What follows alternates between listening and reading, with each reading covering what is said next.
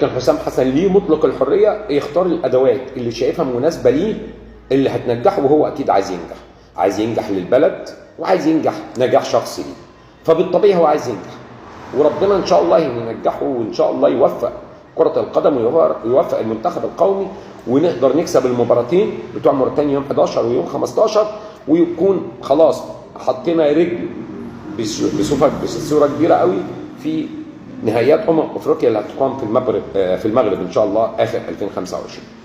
فده ان شاء الله وربنا يوفق فيها.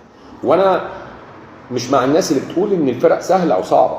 انت بتتعاقد مع مدرب قبل ما بتبقى عارف هو هيقابل مين. انت خلاص هو بقى بيقابل فرق سهله في الاول، بيقابل فرق صعبه، خلاص انت اتفقت معاه، طريقه سالك وماشي وقادر، انت ما تجيش ترجع تحاسبه وتقول له اصل انت بتقابل. لا، هو ده نجاح ليه بصوره كبيره. اللي انا عايز اتكلم معاكم